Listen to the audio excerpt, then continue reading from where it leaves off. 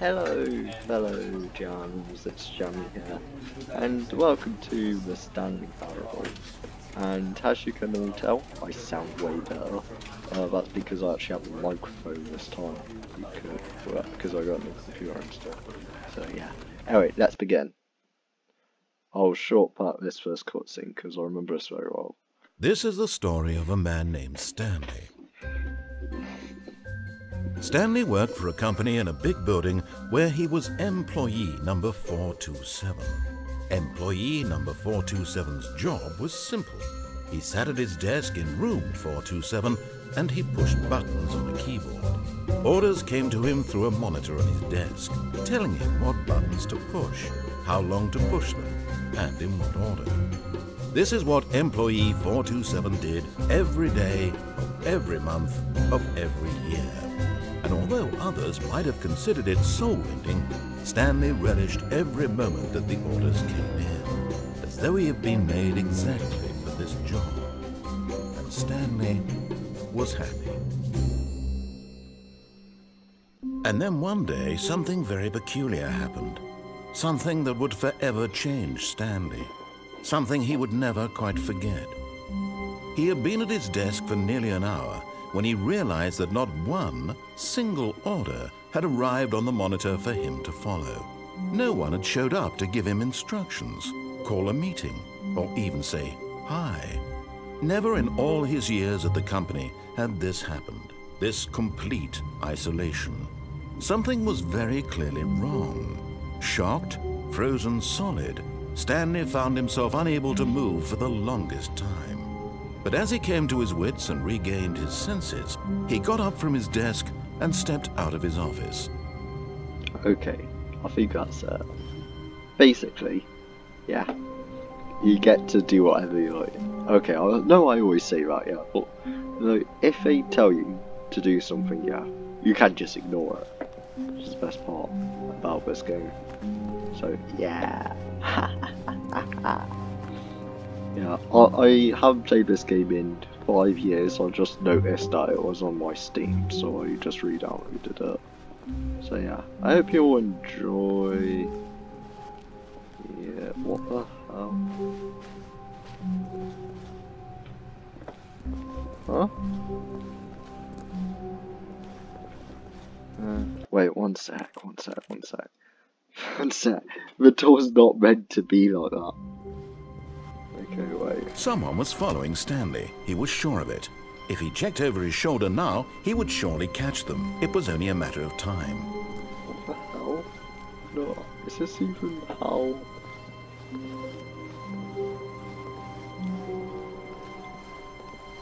Okay. What do you mean someone's following me, mate? When Stanley came to a set of 2 open doors, he entered the door on his left. Okay, now. I could go through left, but shall I tell you what I'm going to do? I'm going to ignore everything he says. This was not the correct way to the meeting room, and Stanley knew it perfectly well. Perhaps he wanted to stop by the employee lounge first, just to admire it.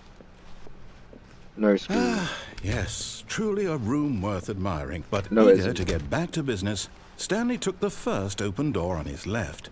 Nah. Stanley was so bad at following directions, it's incredible he wasn't fired years ago.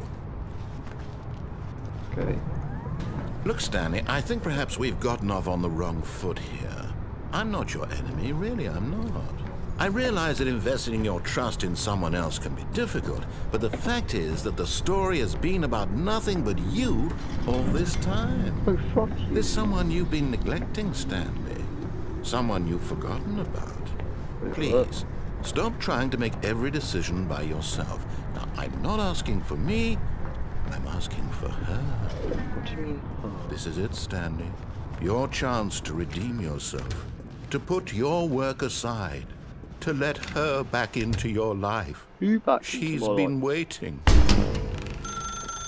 That's her, Stanley. But did You need to be the one to do this. Oh, no, you can't. Did you just unplug the phone? Yes, Well, that wasn't supposed to be a choice. How did you do that? You actually chose incorrectly? I didn't even know that was possible. Let me double check. No, it's definitely here, clear as day. Stanley picks up the phone. He's taken to his apartment where he finds his wife, and the two pledge themselves to one another. Music comes in, fade to white, roll credits. Not picking up the phone is actually somehow an incorrect course of action. How is that even possible? None of these decisions were supposed to mean anything. I don't understand. How on earth are you making meaningful choices? What did you... Wait a second. Did I just see... No, that's not possible. I can't believe it. How had I not noticed it sooner? You're not Stanley. You're a real person. I can't believe I was so mistaken. This is why you've been able to make correct and incorrect choices. And to think I've been letting you run around in this game for so long. If you'd made any more wrong choices, you might have negated it entirely. It's as though you completely ignored even the most basic safety protocol for real-world decision-making. Or did you not grasp the severity of the situation? Well, I won't have that kind of risk on my watch. I'm going to stop the game for a moment so we can educate you properly on safe decision-making in the real world. Wait, Please what? observe this helpful instructional video. Wait, what? Choice. Okay. It's the best part of being a real person. But if used incorrectly, can also be the most dangerous. For example, in this scenario, a hypothetical real person named Stephen has a choice. He could spend years helping improve the quality of life for citizens of impoverished third world nations. Or he could systematically set fire to every orphan living in a 30-kilometer radius of his house. Which choice would you make? Remember that unlike here, the real world makes sense, and at no time should you make a choice that does not conform to rational logic. If you find yourself speaking with a person who does not make sense, in all likelihood, that person is not real. Allow the person to finish their thought, then provide an excuse why you cannot continue talking. Turn to a partner and practice saying, "My goodness, is it 4:30? I'm supposed to be having a back, sack, and crack." No, I'm not practicing. Look. Excellent. Okay. Making choices on a regular basis is the best part to a healthy decision-making process. Most medical professionals recommend making at least 8 choices per day. Do you make more than 8? Less? And finally, if you begin to wonder if your choices are actually meaningful and whether you'll ever make a significant contribution to the world, just remember that in the vast infiniteness of space, your thoughts and problems are materially insignificant, and the feeling should subside. At this time, your instructor will guide you in an exercise to test and reinforce the material covered in this video. Welcome back. Wait, what? You may have noticed that this room has begun to deteriorate as a result of narrative contradiction. But not to worry. Now that you're properly informed on good decision-making, we're going to revisit a choice you made just a few minutes ago and see what the correct thing to do would have been. This way, please. I don't know why, but I feel like I'm messing the game off. Okay. Wait, why is that? Now that we know your choices are meaningful, we can't have you jumping off the platform and dying. Imagine the main character dying senselessly halfway through the story. That story would make no sense at all. We just need to get you home as soon as possible before the narrative contradiction gets any worse. Unfortunately, it seems this place is not well equipped to deal with reality. Do you think I'm on this suicidal, mate? Like, I'm literally gonna jump off the freaking edge. Oh my god. Okay, what's here? Can I open any of these doors? Wait, that would be cool. No, okay.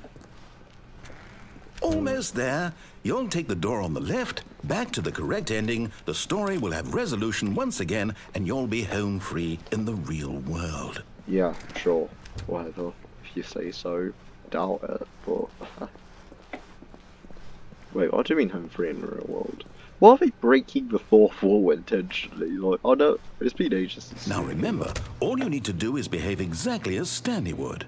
That means choosing responsibly and always putting the story first. I'm quite sure you'll be up to the task. Just follow my lead and you'll be fine. All right. When Stanley came to a set of 2 open doors, he entered the door on his left. No. No. No! Why did you do that? Quickly, hurry back Okay. in the other direction. Perhaps we're not too late.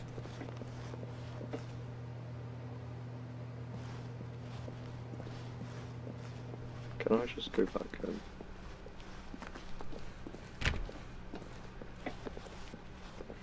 Oh wait, wait, can I go back through this door? Damn it. Okay, I have to do what he says. I bet it's messed up.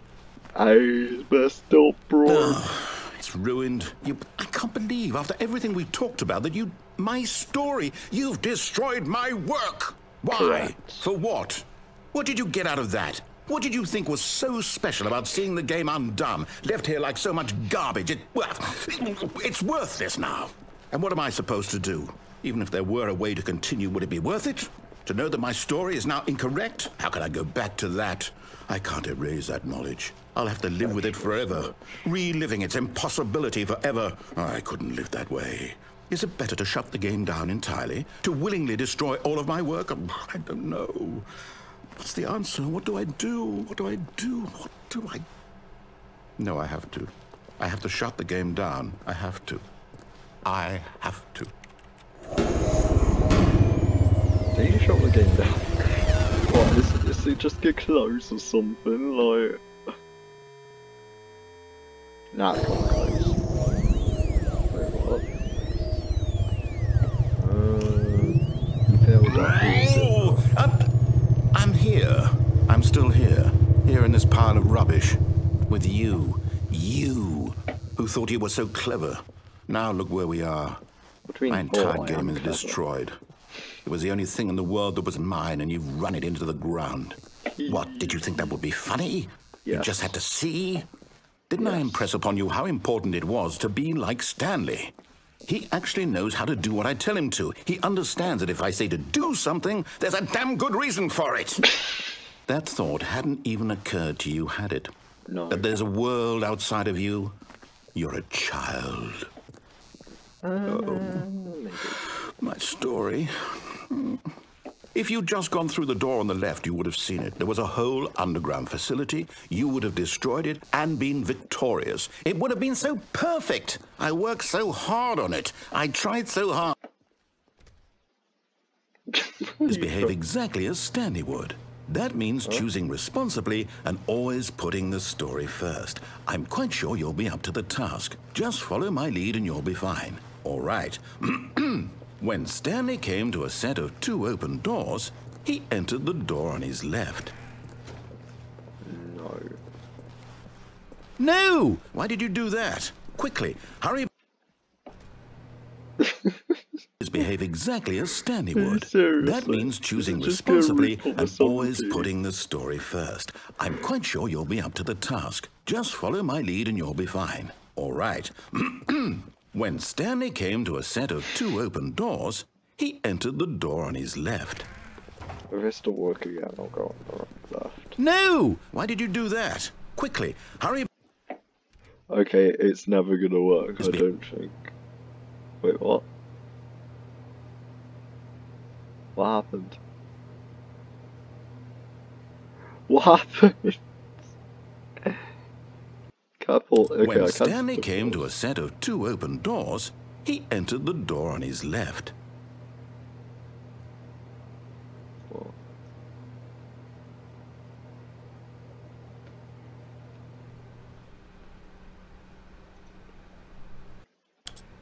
I broke it. I broke the gate. I broke the gate. Okay, yeah. One more. Okay. One more try. Okay. Stanley decided to go to the meeting room to check on his co-workers. He never functioned well by himself and constantly needed support and guidance from others, so the thought of total solitude was terrifying to him. When Stanley came to a set of 2 open doors, he entered the door on his left. Okay, I'm gonna do half of what he says. Like, one thing he says and one thing he doesn't say now. Because that seems fun. Yet there was not a single person here either. Duh. Feeling a wave of disbelief, Stanley decided to go up to his boss's office, hoping he might find an answer there. Coming to a staircase, Stanley walked upstairs to his boss's office.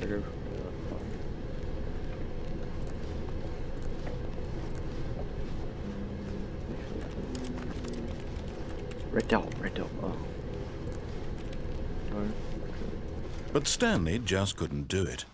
He considered the possibility of facing his boss, admitting he had left his post during work hours. He might be fired for that. And in such a competitive economy, why had he taken that risk?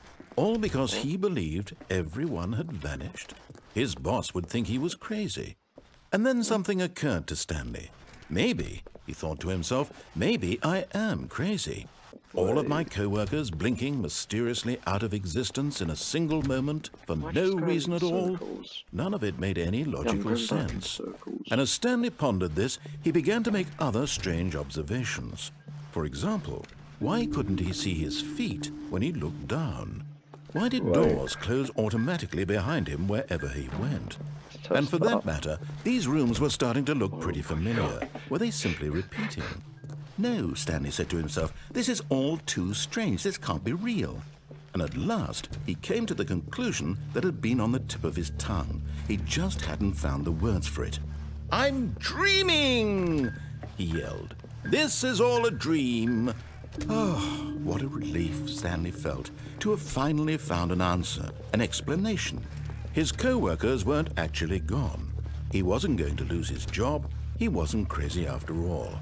And he thought to himself, I suppose I'll wake up soon. I'll have to go back to my boring real-life job pushing buttons. I may as well enjoy this while I'm still lucid. So, he imagined himself flying and began to gently float above the ground. What the hell? Then he imagined himself soaring through space on a magical starfield, and it too appeared. It was so much fun, and Stanley marveled that he had still not woken up. How was he remaining so lucid? And then perhaps the strangest question of them all entered Stanley's head. One he was amazed he hadn't asked himself sooner. Why is there a voice in my head dictating everything that I'm doing and thinking? Now the voice was describing itself being considered by Stanley, who found it particularly strange. I'm dreaming about a voice describing me, thinking about how it's describing my thoughts, he thought. And while he thought it all very odd and wondered if this voice spoke to all people in their dreams, the truth was that, of course, this was not a dream. How could it be? Was Stanley simply deceiving himself, believing that if he's asleep, he doesn't have to take responsibility for himself? Stanley is as awake right now as he's ever been in his life. Now, hearing the voice speak these words was quite a shock to Stanley. After all, he knew for certain, beyond a doubt, that this was in fact a dream. Did the voice not see him float and make the magical stars just a moment ago? How else would the voice explain all that? This voice was a part of himself too. Surely, if he could just... He would prove it. He would prove that he was in control, that this was a dream. So he closed his eyes gently, and he invited himself to wake up. He felt the cool weight of the blanket on his skin, the press of the mattress on his back, the fresh air of a world outside this one. Let me wake up, he thought to himself. I'm through with this dream. I wish it to be over. Let me go back to my job. Let me continue pushing the buttons. Please, it's all I want. I want my apartment, and my wife, and my job. All I want is my life exactly the way it's always been. My life is normal. I am normal. Everything will be fine. I am okay. I get really bad vibes off of this. Wait, and I'm still here. Stanley began screaming. Please, someone, wake me up. My name is Stanley. I have a boss. I have an office. I am real. Please, just someone tell me I am real. I must be real. I must be. Can anyone hear my voice? Who am I? Who am I? And everything went black. Did I just die? Like, did I have a heart attack? This is the story of a woman named Wait, what? Mariella woke up on a day like any other. She arose, got dressed, gathered her belongings, and walked to her place of work. But on this particular day, her walk was interrupted by the body of a man who had stumbled through town talking and screaming to himself, then collapsed dead on the sidewalk. And although she would soon turn to go call for an ambulance, for just a few brief moments she considered the strange man. He was obviously crazy, this much she knew. Everyone knows what crazy people look like. And in that moment, she thought to herself how lucky she was to be normal. I am sane. I am in control of my mind. I know what is real and what isn't. It was comforting to think this, and in a certain way, seeing this man made her feel better. But then she remembered the meeting she had scheduled for that day, the very important people whose impressions of her would affect her career, and by extension, the rest of her life. She had no time for this, so it was only a moment that she stood there, staring down at the body. And then she turned and ran. So she just was happy I was dead, like she didn't give a crap. Oh my god. Okay, that's it for today, If you want more, please put it down in the comments. I enjoyed playing this. Like, I'm gonna try uploading more in essence I can. I might start uploading games like Portal and stuff, so if you want that, comment down below. And, yeah, see you all later.